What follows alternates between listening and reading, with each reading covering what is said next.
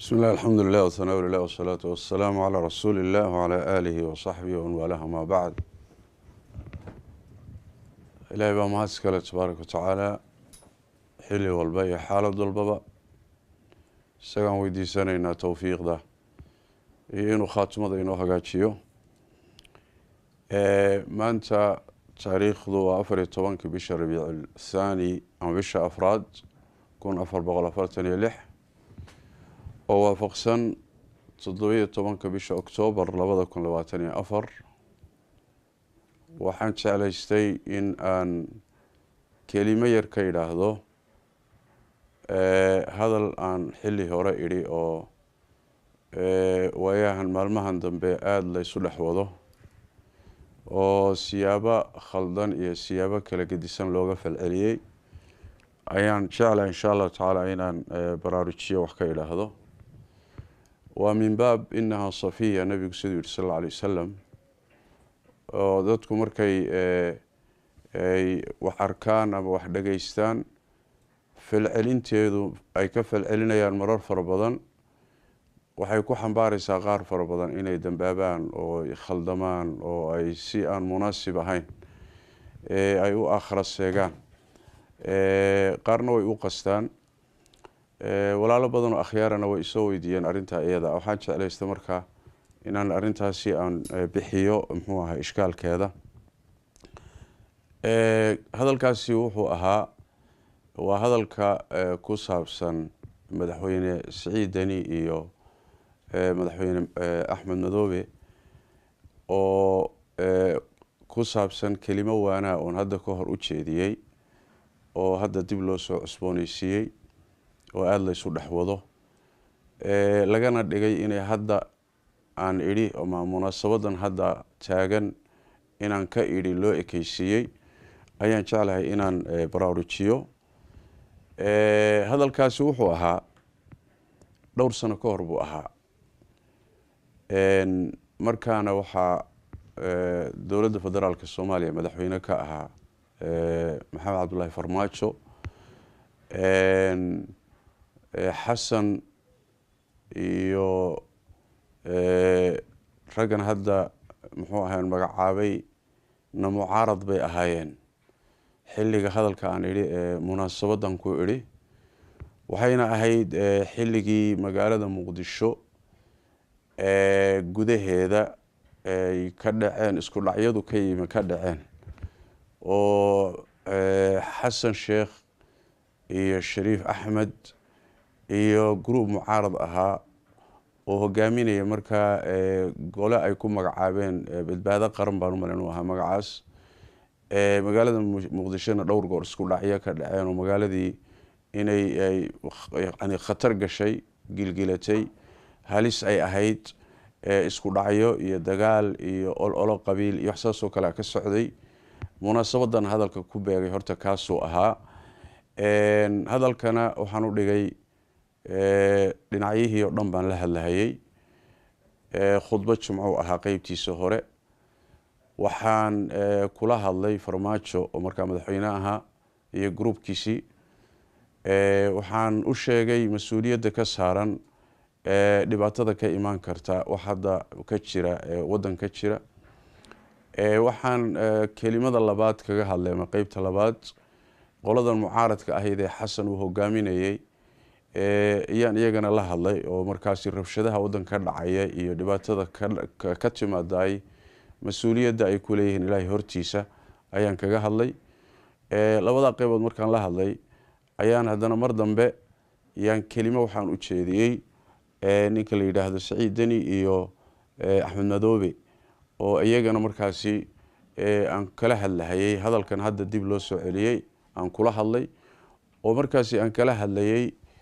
waajibka ka saaran waddanka iyo badbaadintiisa iyo in hadda aan looga sii darin xaaladda taagan oo wixii laysu ururin karo iyo kolba sidii muxuu ahaaye laysu fahmi karo in laysu fahmo laysu tanaasulo ayaan kala hadlahayay. kelimadaasi munaasabadaasay lahayd, halkaasay ahayd, saasna way isugu xidhnayd oo waxay ahayd kelimaad aan dhinacyaha markaa kula wada hadlahayay ay ahayd. ma ahayn kelimo hadda munaasabadan aan ka sheegay ama aan ka hadlay waayahan kamaana hadlin arrimaha Soomaaliya ka taagan ma ana ka hadlin arrintaasi marka in sidaa loo fahmo ayay u baahan tahay oo haddii hadalka inta la soo gooyo munaasabadiisii iyo waqtigiisii la yidhi laga soo jaro macno kaluu yeelanaya fawaylu lilmusalliin oo kaluu noqonaya yani wax weeyaan fawaylu lilmusalliin oo qaybtii ka dambeysay fasiraysay la gooyey munaasabadeedii laga soo jaray macno khaldan baa laga fahmi karaa طبعا arinta iyada dadka qaarkood waa u qasteeno wadadkan inta badan youtuberada raadiye muxuu ahaay ayagu muxuu ahaay wax hungurigu ka galay laakiin dad far badan oo walaalaha iska niyad fiican baa ku kadsoomay waxay moodayaan wixii muxuu hadal hadda la yiri oo su'aalo badan markaa ka dhalan karaan hadii aan dhihi lahaa oo munaasabadan hadda taagan hadalka aan ka dhihi lahaana dimaana la hadleen Saciid Dani iyo Axmed Madoobe kaliya maana la hadleen waxaan la hadli lahaa dhinacyaha ay khusayso arinta Soomaalida oo dhan kolba sida ii muuqato mid walba dowrkiisa kaalintu ku leeyahay baan wax ka dhihi lahaa muxuu ahaayay sidii tii horeba aan sameeyay marka arrinka isaga in lagu baraarujiyo walaalaha akhyaarta su'aalaha badan isoo weydiiyeen saa u fahmaan iyo dadweynuhu ninkii si khalada u fasiranayayna muxuu isagana la ogaado intaasi waa munaasabadan u soo galay inaan muxuu ahay kelimadan iraahdo arinta Soomaaliya marka la yiraahdo runtii waa arin u eg maalinta ka dambeysay inay ka sii darayso la dhihi karayo dhinacyo badan marka la fiiriyo quus bay taagan tahay ka hadal laga hadlaana waxay ku fiicnaan lahayd markii hadalku uu yahay mid wax taraya ama la qaadanayo ama wax soo kordhinaya laakiin taqriiban waxaad moodaa inuusan hadalkii uusan nafci lahayn oo xaaladdu inay ka sii darto mooyana aysan ka soo reyn lahayn sababo dhowr ah midda koobaad wax weeyaan dadka xilalka hayaay in badani daacad kama aha wadanka iyo hoggaankiisa daacad kama aha هذه حقيقة وي أما ذاتك هاد ديبتو أما هاد ينا ديبين أما محو هاي هلا تشعليسو ما يلا تشعليسني لكن داعدني ما جرتو شيء مرضو داعدني ما وايو قارهان هذا هوجان تهاي أو داعدني ما ويدو مركزي وحويان إلهي قرب كاغا وكبحيا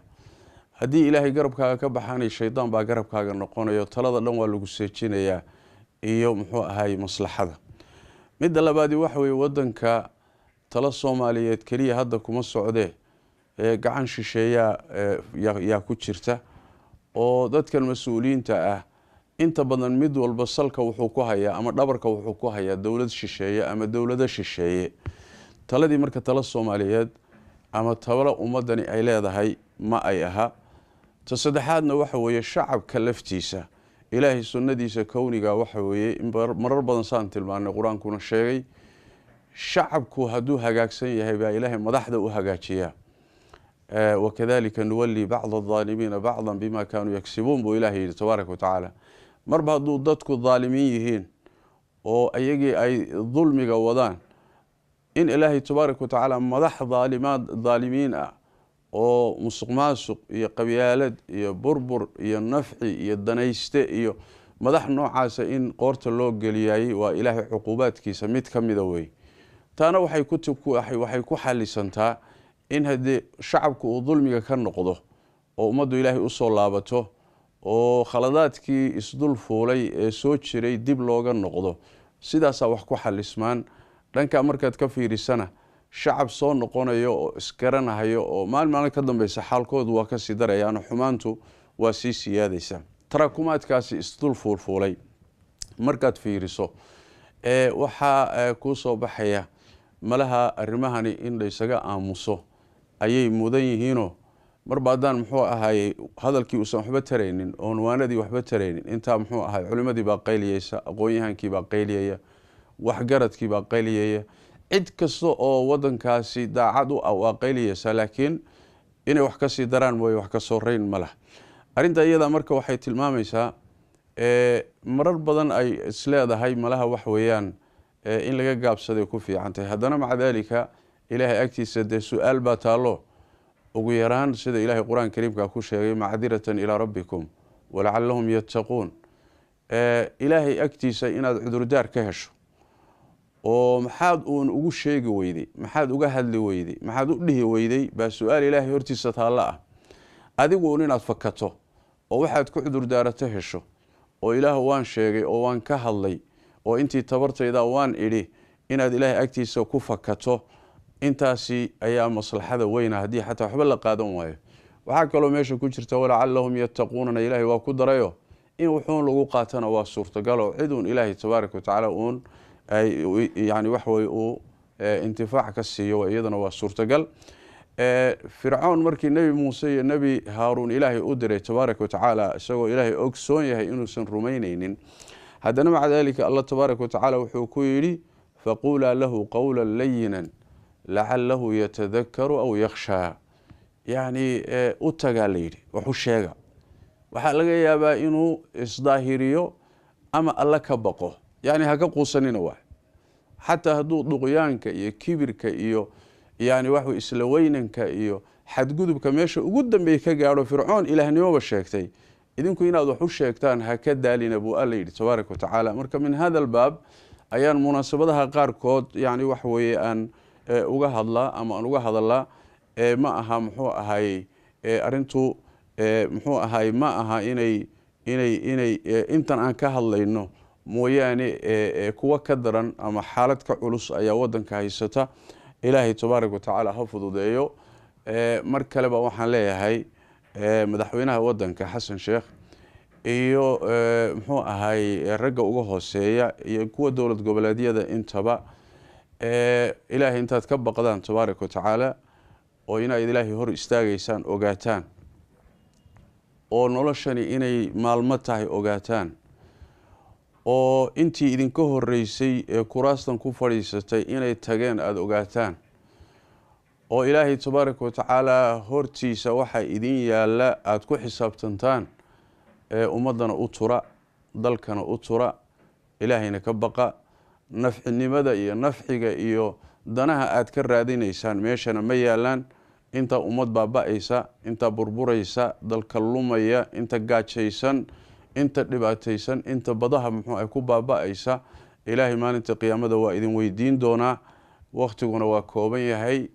meel kalena lagu xisaabtami doonaa wassalaamu calaykum waraxmatullaahi wabarakaatu